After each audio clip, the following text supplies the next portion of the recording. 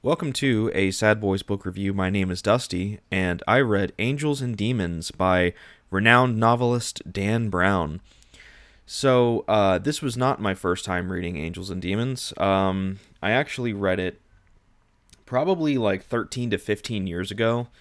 This would have been around the time when the movie was either about to come out or coming out. I remember my copy of the book. It was the paperback that had the statue of the angel on the cover of it, and it was like, now a major motion picture. Um, that was the one that I read back in, I don't know, somewhere between 2009 and 2010, if I had to guess.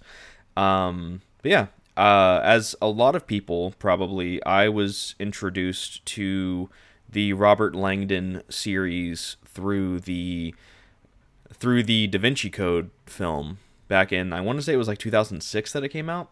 So I actually read the Da Vinci Code first and then read Angels and Demons, learning that, this was actually the second book in the series, and I wanted to go back and read the first one.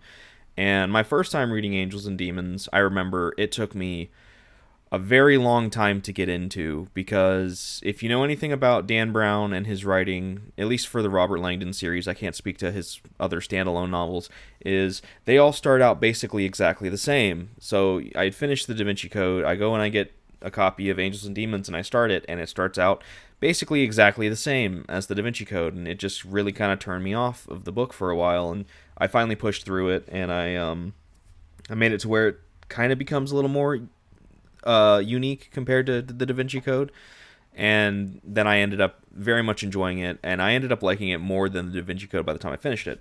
So it's been a couple years, a decade or more, and I was browsing my local half price books, which if anyone knows me knows that that's like my favorite place to go.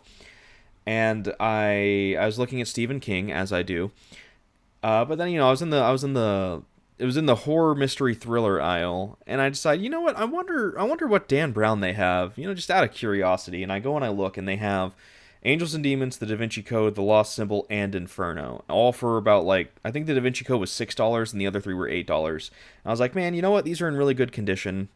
They're all like really nice looking copies. They're all pretty cheap. So yeah, okay. So I bought all four of them for, I think it came out to about like $32 after everything was all said and done. So I'm like, that's a pretty good deal if I say so myself. So yeah, I bought all four of them. I have since also picked up a copy of Origin. I think I picked that up a couple weeks ago. So I now have all five of the Robert Langdon books, and I'm super excited. And when I bought it, I couldn't help myself. I couldn't wait, so I decided to start reading Angels and Demons within like a day or two, because I wanted to jump back into this world that Dan Brown creates. I remembered I had got a copy of The Lost Symbol from my school library when it came out back when I was in high school. Right when it came out, my librarian, she had a copy of The Lost Symbol, and she was like, we haven't even put it in the system yet. And so she just kind of handed it to me, and she's like, bring it back by the end of the year. And I'm like, wow, neat. And I got like halfway through it, and I never finished it. But yeah, so I've read a handful of these Robert Langdon books, and I know there's a popular internet opinion about Dan Brown where people think that he's a hack, his writing sucks, his prose is terrible, his characters are flat and one dimensional, and his stories are just generally not good. And you know, there may be at least some truth to it. I don't think Dan Brown is an awful author. I think he's very good at what he does specifically, and in my opinion, what he does is write really fun, like kind of like old school action serials, or mystery thrillers, almost kind of like a modern noir esque kind of serial, like a fun romp. It's not trying to be Jane Austen or anything super. He's not trying to say anything with his books. He's not trying to be this massive literary genius. He's no Kafka. None of these very very well renowned authors, and he's not even someone like Sanderson or Tolkien or these other very well renowned fiction writers. And I think that's okay. I think that's fine. It's kind of like Marvel films, for a more modern kind of film reference. And I don't think every modern And I don't think every Marvel film is great. I think there's a lot of mediocre to bad Marvel films, but you know what you're getting with a Marvel film. You know, you're not expecting Citizen Kane. You're not expecting, you know, even something fun and adventurous like Raiders of the Lost Ark, but you're getting a 2 hour fun action flick that you can just turn your brain off and enjoy for just the fun story. You know, it's comic book movies. It's at the end of the day, it's just fun action. And I think that's a very fair comparison to what Dan Brown does as an author. It's not it's not revolutionary, it's not thought provoking, and it's not exactly the most engaging prose, but he writes simply and to the point, and there's no ambiguity, and there's hardly any big words. And if there are some big words, it very much does kind of come across as a I looked in the thesaurus for a big word kind of thing, but it's still a lot of fun. And I found going back into Angels and Demons, I wasn't sure whether or not I was going to enjoy this book like I did when I was a teenager. But I did. I did. I still very much enjoyed this book. I thought it was a lot of fun. You know, it didn't wow me. It didn't, you know, blow the doors off and create this massive literary masterpiece. But it was just a lot of fun to read. Like, yeah, it started out kind of slowly, and I know that this is going to be how basically probably all of these Robert Langdon books are going to start. Like I said, I've only ever read The Da Vinci Code and about half of The Lost Symbol, and I can't remember a single thing about The Lost Symbol.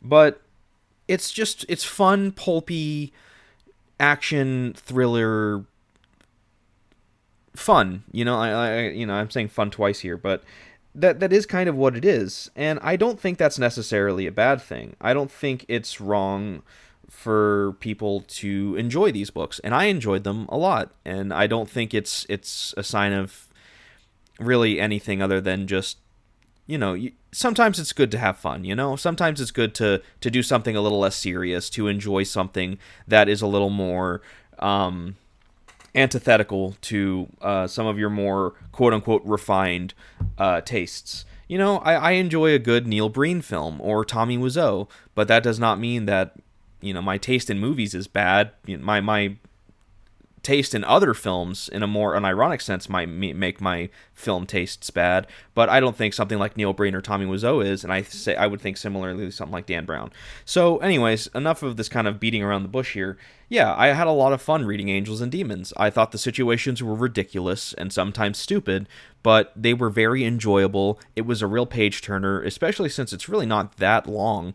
I think my copy was somewhere in the ballpark of like 570 pages, but those pages were tiny, like really, really tiny. For a frame of reference, I think it had somewhere like 15 less pages than The Well of Ascension, but The Well of Ascension took me somewhere around like 15 or 16 hours to read, and Angels and Demons only took me like 5 or 6. I don't remember exactly. I have to look in my Bookly app.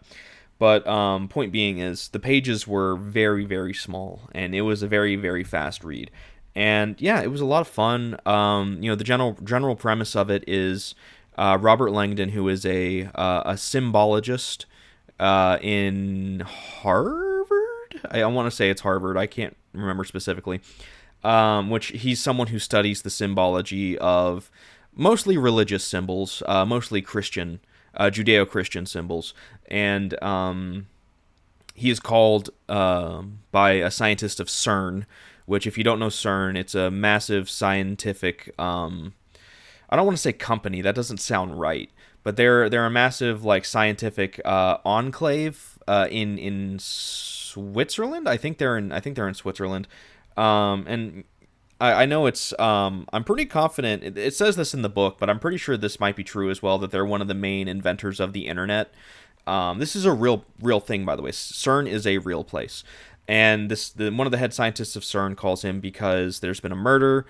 One of their head scientists has been murdered, and Robert Langdon has to work with said scientist's adopted daughter, Vittoria Vitra, because they learn that she tells them that her and her father have found a way to invent and contain antimatter, and that antimatter has been stolen, and now they have this romp through Rome and the Vatican City to try and find the murderer and stop him from killing four of the cardinals that he has kidnapped because the Pope has died, and they're doing their whole Pope election on this day, and they have to try to stop him from killing the cardinals that he kidnapped and find the antimatter before it can blow up the Vatican City.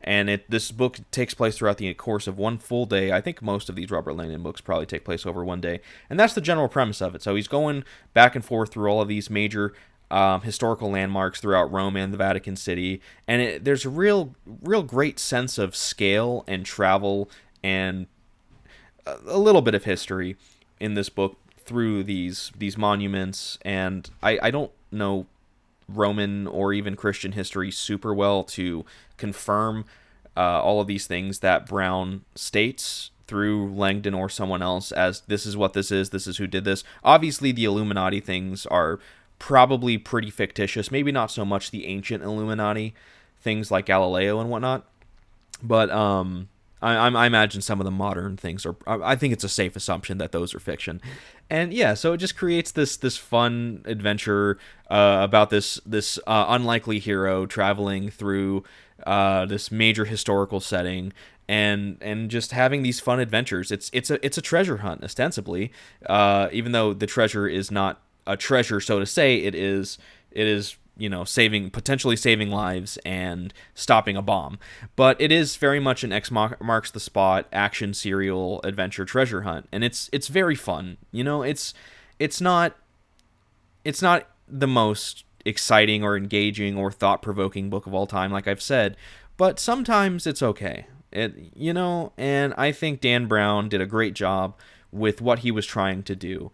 And I don't think it's fair to really rake him over the coals like it is, because we need authors like Dan Brown to remind us of how fun literature can be and how not serious, and how it doesn't have to be this pretentious, up your own ass kind of, I wrote this book because I wanted to make a statement, which books like that can be fine, and a lot of them are some of the best examples of literature that we have as a society, but sometimes it's fun to let your hair down and travel through the Vatican searching down a killer who's part of the Illuminati. And yeah, so with that, yeah, like I said, I really enjoyed going through this again. It wasn't the greatest book I've ever read, but it's still, like I've said this a lot, but it really is the best way to say it. It was a lot of fun, and I enjoyed it a lot. So with that, I'm giving Angels and Demons a 7 out of 10. I recommend it if you're into something like this, something where you can just turn your brain off and have a good time for 500-600 pages, depending on the copy you get and the size of your pages, and just have this fun story that might be predictable. You might not really be caught off guard with any of the twists and turns, but if you just kind of give it a chance, you might enjoy what you're reading.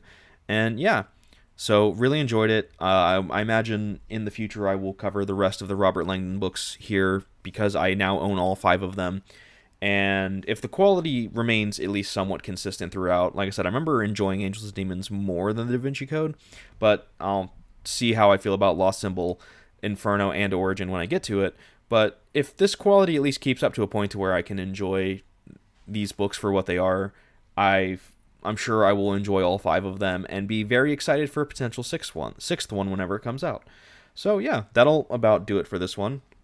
Go read some Dan Brown if you want to have a good, fun, goofy time. And thank you everybody for listening, and I'll see you in the next review. Take care.